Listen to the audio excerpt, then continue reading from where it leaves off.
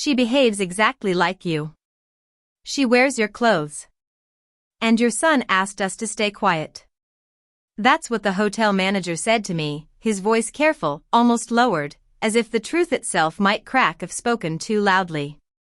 My husband was in a hotel room with another woman. The room was booked under my name. And my son knew. Worse, he helped make sure everything looked normal. I was standing in my own kitchen, listening to the soft ticking of the clock above the sink, and I felt something inside me break, slowly, neatly, without a sound. In that moment, I understood this clearly. My son didn't just cover up my husband's affair. He used my identity, my name, my life, so the betrayal would work. This wasn't just an affair. It was erasure. How could they do this to me? If you want to hear how I uncovered the whole truth, and how this ended, stay with me until the end. My name is Linda Morgan, and for most of my life, I was the woman everyone leaned on without asking whether I was tired. I was the one who remembered birthdays, renewed insurance policies, kept copies of passports in a labeled folder, and knew which drawer held the spare keys. If something broke, I fixed it. If something went wrong, I absorbed it quietly and moved on. That was my role, and for a long time, I believed it meant I was loved. My husband, Thomas, liked to tell people I was his anchor. He said it at dinners, smiling proudly, as if it were a compliment. Linda keeps everything together, he would say, lifting his glass. What he meant was that I carried the weight so he didn't have to notice it.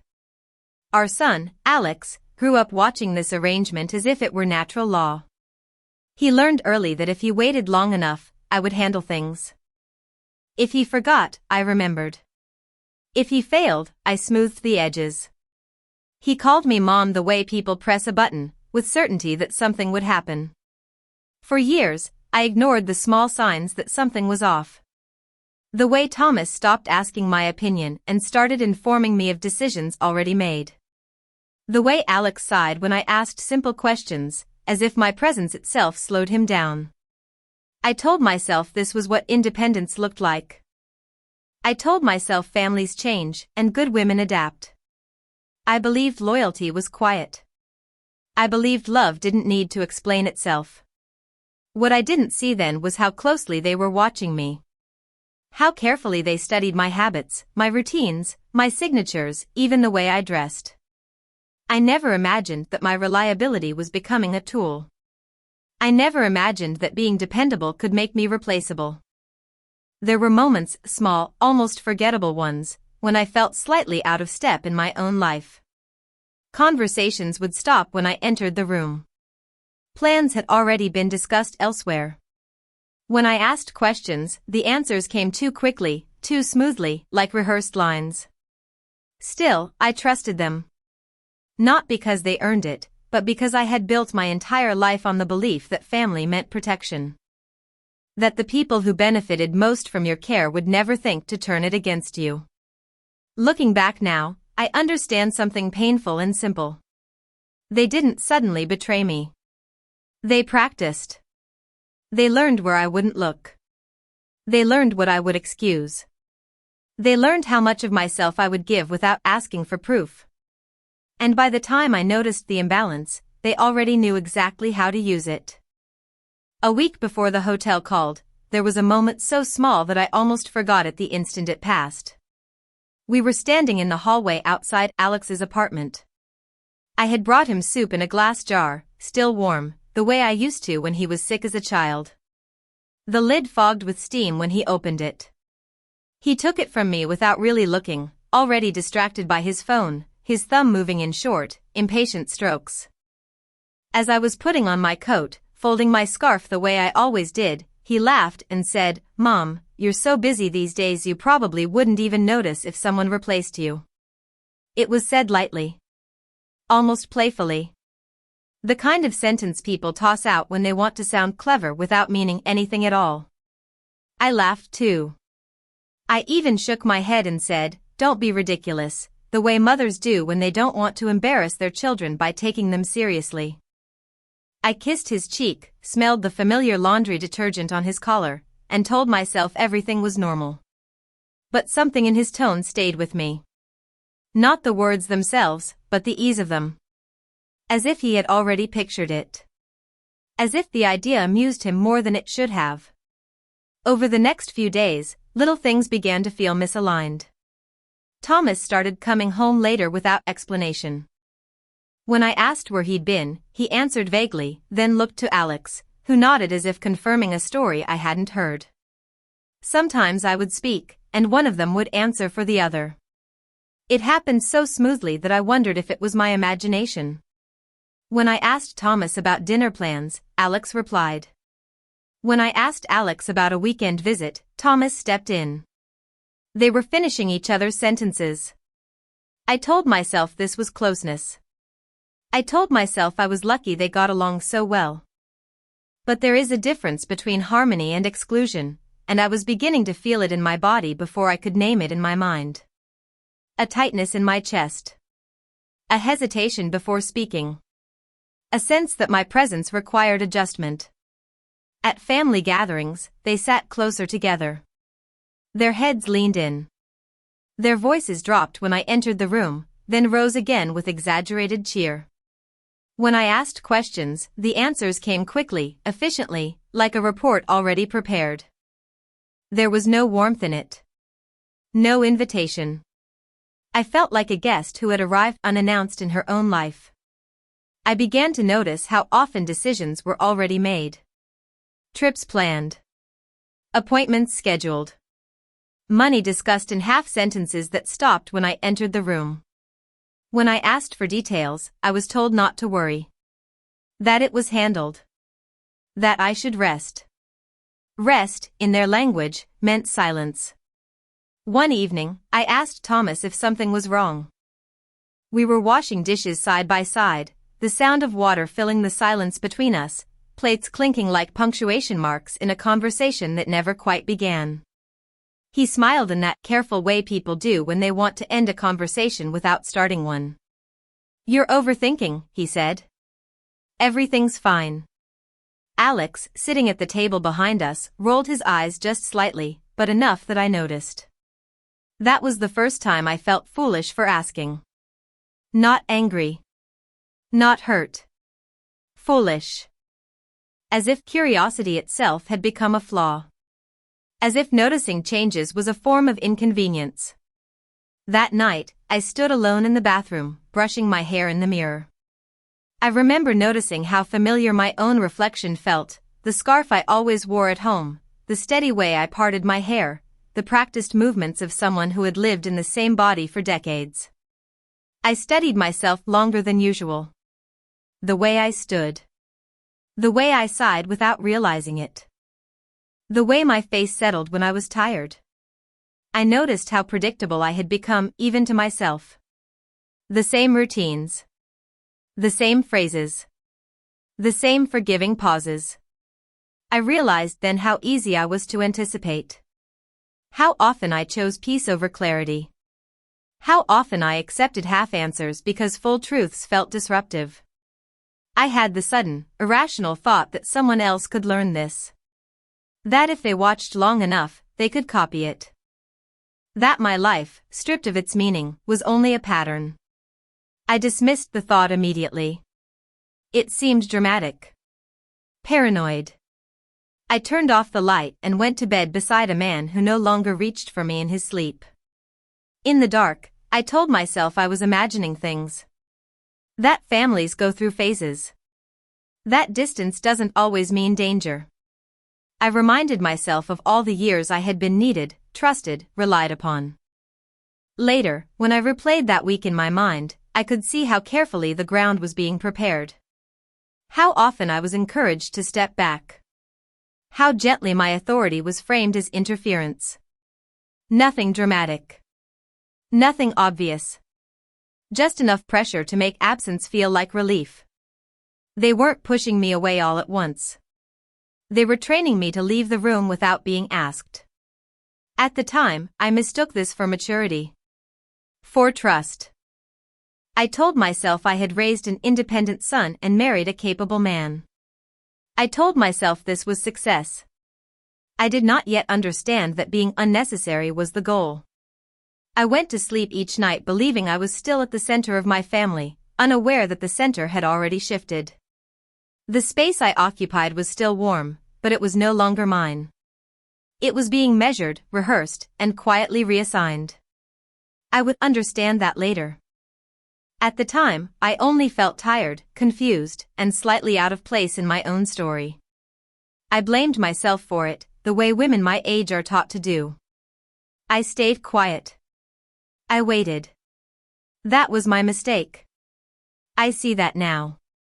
The days that followed felt quieter than they should have, the kind of quiet that presses on your ears instead of calming you. Thomas stopped explaining his schedule altogether. He came and went as if the house were a hotel room he paid for but did not belong to. His shoes were always pointed toward the door, never toward the living space we had built together. Alex began answering questions I hadn't asked him. If I wondered aloud where his father was, Alex would respond before Thomas had the chance. If I mentioned a bill or an appointment, Alex would say it was handled, his tone clipped, impatient, as if I were repeating myself. I started to notice how often they exchanged looks. Small, quick glances that carried meaning without words. I felt myself becoming unnecessary in real time. One afternoon, I asked Thomas if we could talk. Nothing dramatic. Just talk. We were sitting at the kitchen table, the same one where I had helped Alex with homework years earlier. Thomas didn't look up from his phone. He said, "Now's not a good time," and Alex, standing nearby, nodded as if approving the decision. That nod stayed with me. Not because it was rude, but because it was confident. They were already a unit. I was no longer included in the discussion of my own life. I tried to reinsert myself gently. I asked about upcoming plans. I offered help. I suggested dinner together. Each attempt was met with the same response, reassurance without warmth. "Don't worry. We've got it. You should rest." The words were soft, but the message was firm. Step back. I began to feel like an observer. I noticed how Thomas kept his phone angled away from me. How Alex's irritation surfaced whenever I lingered in a room too long. How conversations changed the moment I entered. They didn't argue with me. They simply adjusted around me, like furniture. One evening, I overheard them speaking in the hallway. Not whispering. Just low enough that they assumed I wouldn't hear. I caught fragments. Times. Arrangements. A name I didn't recognize. When I stepped closer, the conversation stopped immediately. Thomas cleared his throat. Alex said, "Nothing important." That was when I understood something was being coordinated. Not discussed. Planned. I stopped asking questions after that. Not because I trusted them, but because I was tired of being dismissed. I watched instead.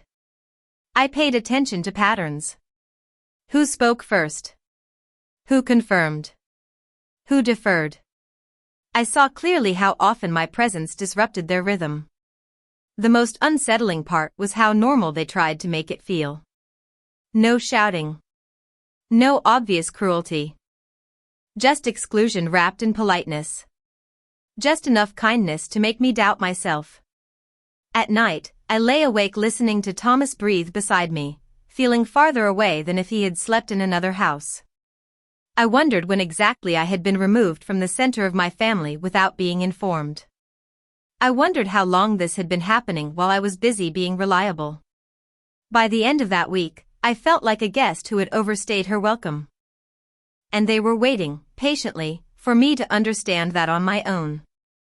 The call from the hotel came late in the afternoon, when the light in the kitchen had already softened and the day felt nearly finished. I remember thinking it was a wrong number. I almost didn't answer. The manager spoke carefully, introducing himself, confirming my name twice. He sounded confused, not accusatory. As if he were trying to solve a problem rather than deliver one. "There may have been a misunderstanding," he said. But the room is registered to you. I told him I wasn't staying at any hotel. There was a pause. Paper shifting. A breath. That's why I'm calling, he said. He explained that a man identifying himself as my husband had checked in with a woman earlier that day. Everything had been arranged under my account. My email. My loyalty number. Even my signature on file. It was all correct. I asked him why he was calling now. Because, he said slowly, the woman with him behaves exactly like you. She wears your clothes. And your son asked us to stay quiet. I sat down without realizing I was doing it. The chair scraped against the floor, loud in the stillness of the room. My hands were steady. My voice was not. I asked if there was footage. There was. He emailed it while we were still on the phone. I opened the video on my tablet, the same one I used for recipes and birthday reminders. The screen showed the hotel lobby from above. And then I saw her. She was wearing my coat. The gray one with the loose belt and the mended seam near the pocket. She adjusted it the way I always did, tugging slightly at the sleeve. She walked beside Thomas, close enough to mirror him. Close enough to pass. I recognized the way she tilted her head when she listened. The way she paused before stepping forward. The pace. The posture. She was imitating me. And Thomas let her. They moved through the lobby without hesitation. Confident. Practiced. As if they had done this before. As if the world already accepted the substitution. I noticed something else then. Alex wasn't there. But his presence was. In the paperwork. In the silence requested. In the permissions arranged ahead of time. This wasn't an accident. This wasn't convenience. This was design. My husband wasn't just having an affair. My son wasn't just covering for him. They were using my name, my habits, my appearance, my life as a disguise. They had turned my reliability into camouflage. The manager apologized again. He said he didn't know what else to say. I thanked him for calling. I thanked him for noticing. When the call ended, the house felt different. Smaller. As if something essential had been removed while I wasn't looking. I sat there for a long time, watching the video again. Not to punish myself. But to understand the precision of it. The planning. The comfort. This wasn't betrayal born of impulse. It was familiarity weaponized.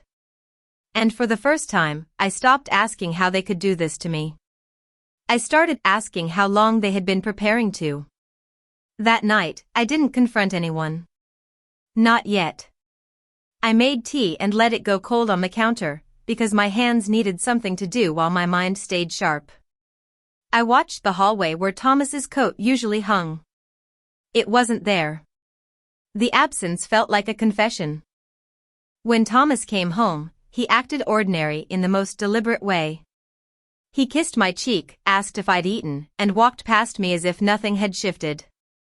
His shoes were damp at the edges, as if he'd been in a parking garage. He talked about traffic. He talked about work. He did not meet my eyes long enough for the truth to show. Alex called later, cheerful, too cheerful. Hey, Mom. Everything okay? He asked, like he had rehearsed the question. I'm fine, I said. Just tired. Good, he replied too quickly. Try to rest. You've been doing too much. There it was again. Rest. Step back. Be quiet. After I hung up, I opened my laptop and did what I should have done earlier in the week. I looked.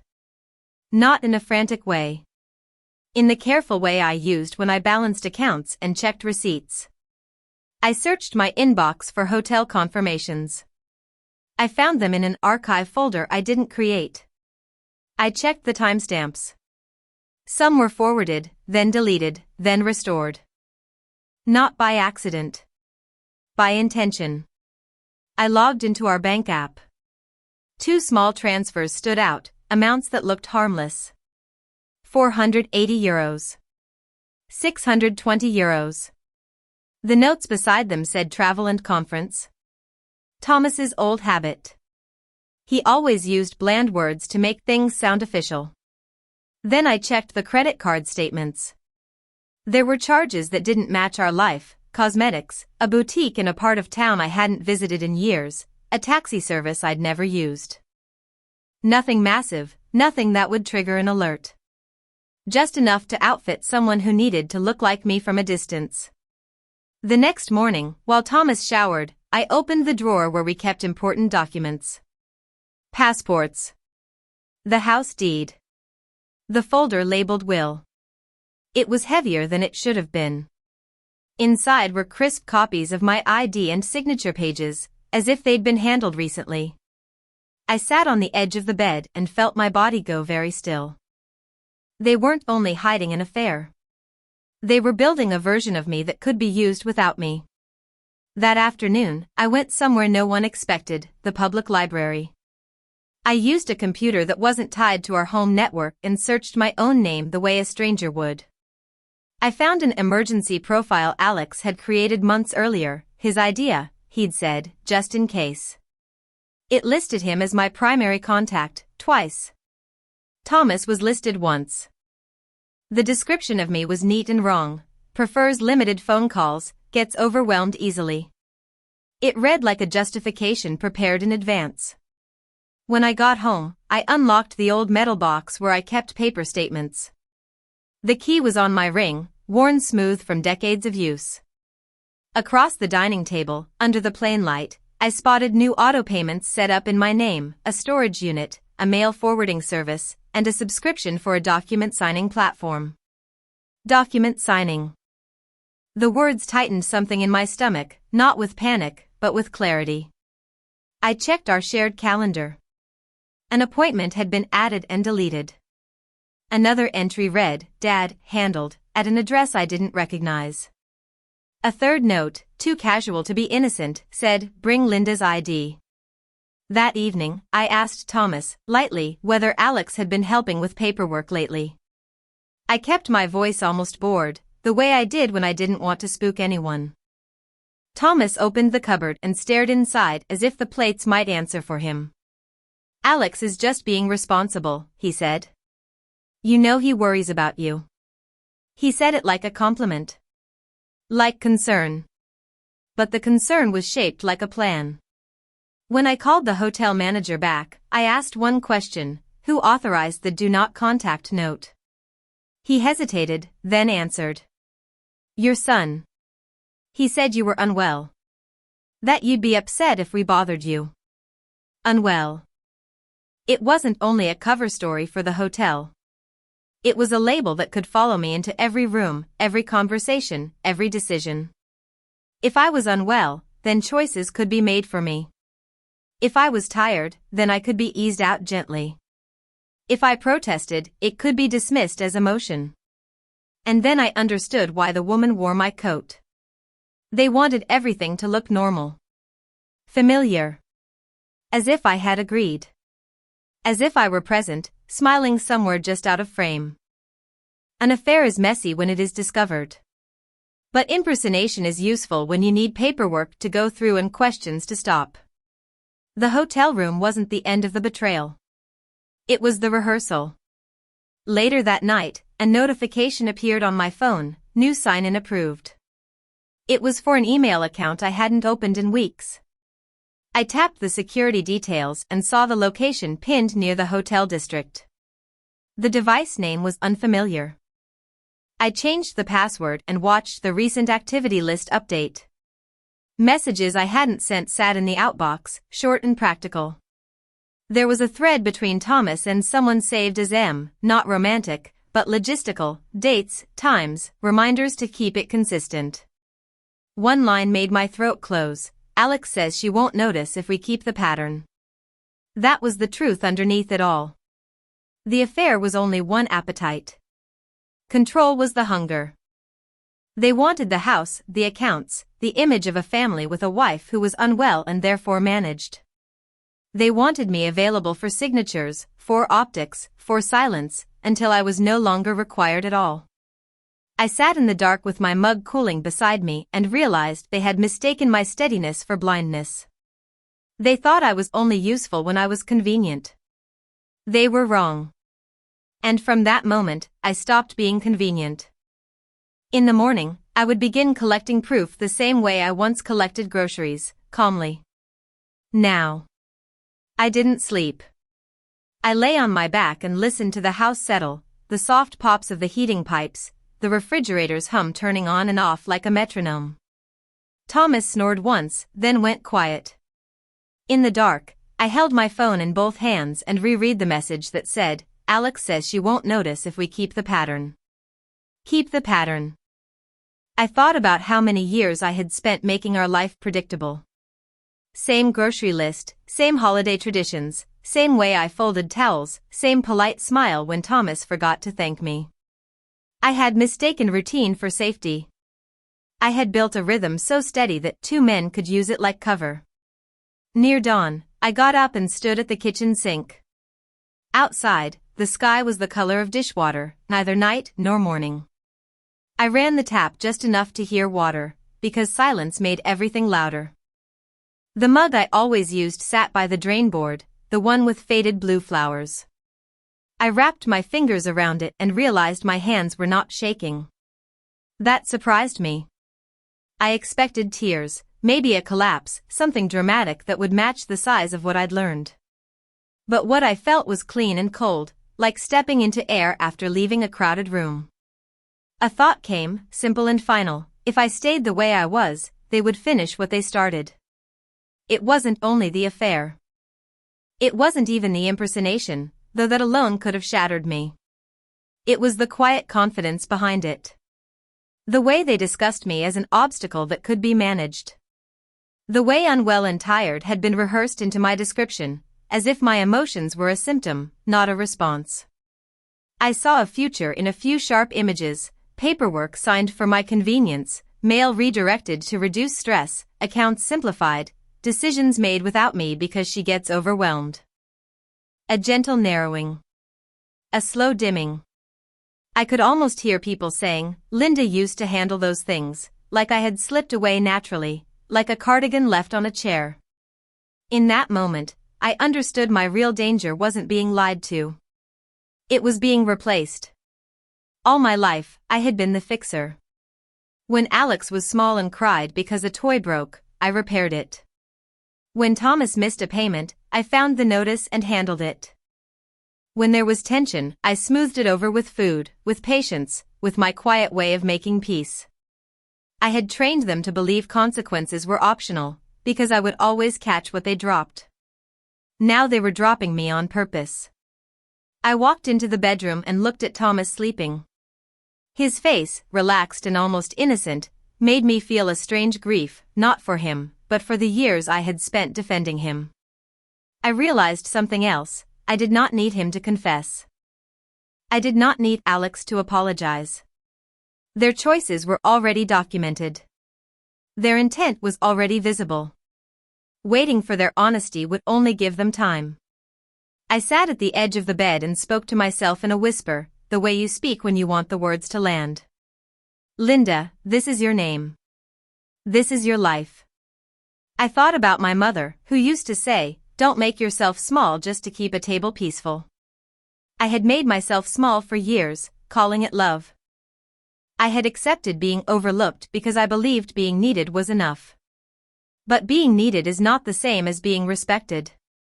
As the sun lifted, I opened a notebook and wrote down what I knew, line by line. Dates. Charges. Email threads. The hotel's name. The manager's words. I wrote it in ink so it felt real, so it couldn't be edited later with excuses. When I finished, I drew a line under the list and wrote one sentence: "If I do nothing, I disappear." That was the moment my fear changed shape. It stopped being fear of losing them. It became fear of losing myself. And once that happened, the decision was no longer emotional. It was practical. It was survival. I was done asking why. I was done begging for a place in a home I had maintained with my own hands. I would not be the backdrop for their story. I set the notebook beside my mug, took one steady breath, and promised myself something I had never promised before: I would choose me, even if it made them angry. In the quiet morning light, I finally understood that love doesn't require you to vanish to prove it. And I knew, with a calm that startled me, that my life was about to change. I dressed carefully that morning, not for them, but for myself. I chose plain clothes, nothing memorable, the kind of outfit that wouldn't invite questions. The scarf I wore was soft at the edges from years of washing. As I tied it, I noticed the habit in my hands, the same quick loop, the same tightening pull. I had become a pattern even in my smallest movements. I walked through the house and looked at things with new eyes: the file cabinet where our policies lived, the dish where Thomas tossed his change, the framed photo of Alex at 10, missing his front teeth, grinning as if the world could never disappoint him. My throat tightened, but I didn't turn away. Love can be real and still be exploited. When Alex texted, "Just checking in, you okay?" I stared at the screen and heard the hotel manager's sentence again: "Your son asked us to stay quiet." I replied with the simplest lie: "All good. Busy morning." It felt strange to borrow their secrecy, but I understood its value now. A plan needs time to breathe. Before noon, I sat in a small cafe across town where no one knew my face. I ordered tea and opened my notebook like a woman making lists. Instead, I wrote questions: who had access, what could be signed, what could be redirected, and how quickly. Today, not later. On the way home, I drove past the park where I once pushed Alex on the swings. The trees were bare, winter making everything honest. I didn't feel hatred. I felt a clean resolve. I would not argue for my place. I would secure it. Quietly. Legally. Completely. No speeches. I didn't confront them. Confrontation would have warned them, and warning was a luxury I could not afford. Instead, I moved the way I always had when something important needed doing: quietly, thoroughly, without announcement. That afternoon, I gathered my documents into a single folder. Birth certificate. Passport. Marriage papers. Property deeds. I checked each item against a handwritten list, the pen scratching softly, steady as my breathing. I took photographs of everything and saved them to a drive I had purchased that morning with cash. It felt old-fashioned, almost comforting. I changed passwords first. Email, banking, cloud storage, utilities. One by one, methodical, like closing windows before a storm. I enabled alerts I had never needed before.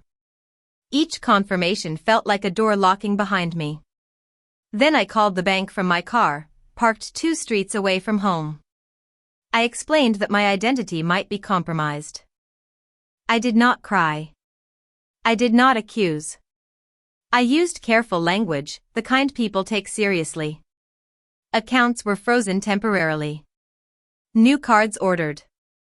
Notes added. The representative asked if I was safe.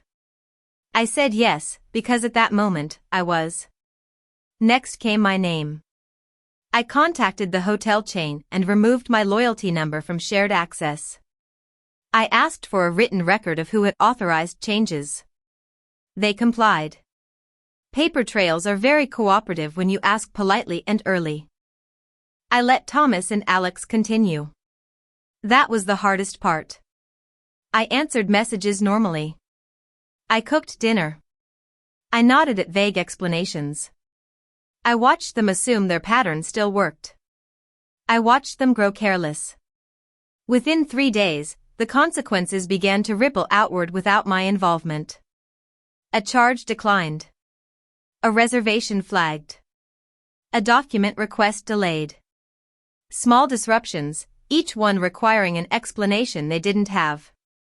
Alex asked if I had changed something. His voice was tight. I said I wasn't sure.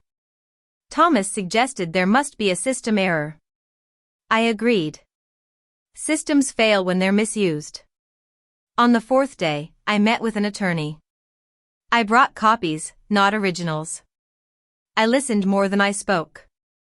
When he asked what I wanted, I surprised myself with how quickly the answer came. I want my life separated, I said. Cleanly. That evening, I packed a single suitcase. Not to leave yet, just to be ready. I placed it in the closet behind coats that no longer felt like mine. The scarf I always wore rested on top, folded the same way it always had been. I was not angry. I was precise. I let them go a little further, just enough. And when the truth finally surfaced, it would stand on its own, undeniable, without my voice raised even once. I had stopped being convenient. And that changed everything. The unraveling didn't happen all at once. It never does. It came in interruptions, in small failures that forced them to look at each other instead of past me. The first real crack appeared when Alex missed a flight. Not a vacation flight. A work trip he had talked about for weeks. He stormed into the house, phone pressed to his ear, his voice sharp with disbelief. It was confirmed, he kept saying.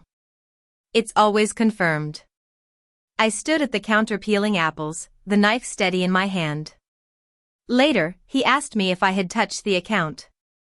The question was careful, framed as curiosity. I said I didn't think so. I reminded him that he had told me not to worry about those things anymore. He didn't like that. Thomas's turn came next. A payment he assumed would go through didn't. He tried to laugh it off at first, calling it a banking glitch. But when the second charge failed, his shoulders stiffened. He stayed up late that night, papers spread across the dining table, muttering about delays and incompetence. He did not ask me for help. They were both irritated, but more than that, they were confused. The system they relied on was no longer responding to them, and they couldn't say why without admitting how much they had depended on access that wasn't theirs. The hotel called again. This time, they asked to speak directly to me. There were questions about identification, about authorization, about a note that had been placed on my profile without my consent. The manager's tone had changed. It was no longer apologetic. It was procedural. Thomas listened from the hallway. I could feel him there. When I ended the call, he stepped into the room and asked what it was about. I told him the truth, but only the part that belonged to me. I removed permissions that didn't make sense, I said. I'm being careful. His face tightened. You didn't need to do that, he said. You should have told us. Us. That word finally sounded the way it was meant to. Alex confronted me the following evening. He didn't sit down. He paced. He spoke quickly, listing inconveniences, disruptions, stress. He said my changes had caused problems. He said I had embarrassed him. I waited until he finished. Using my name without my consent caused problems, I said. I'm correcting that. He stared at me as if I had spoken another language. Dad was handling it, he said. We were trying to keep things simple for you. Simple. Thomas joined us then, his voice low, pleading. He talked about misunderstandings. About timing.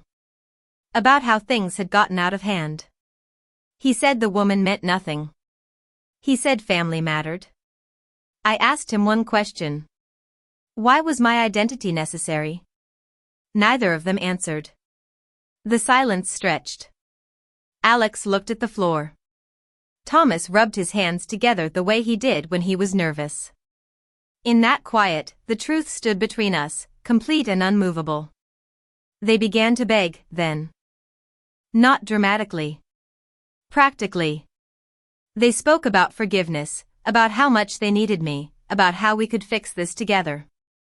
Alex said he hadn't meant to hurt me. Thomas said he never thought I'd find out this way. I listened, because listening costs nothing. But I already knew something they didn't understand yet. Love doesn't look like coordination behind someone's back. Care doesn't require secrecy. And family doesn't erase you quietly and call it protection. When I told them I had retained legal counsel, the room changed.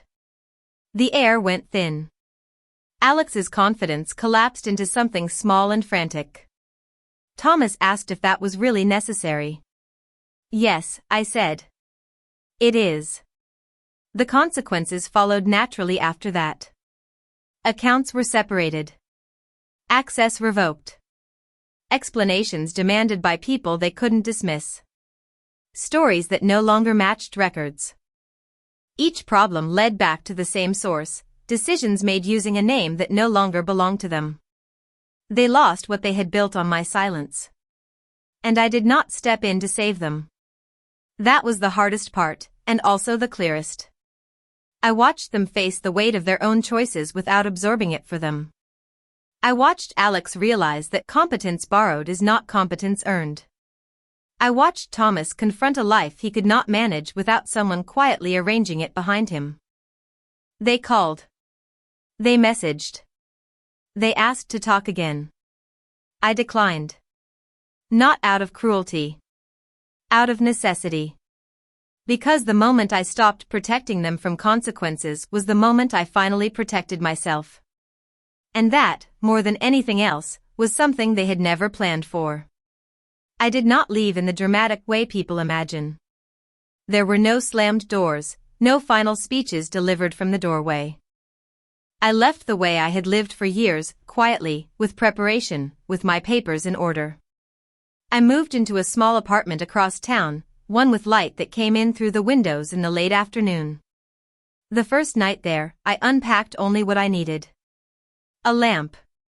My clothes. The mug with the faded blue flowers. When I placed it on the counter, I noticed my hands were steady again. That felt like progress.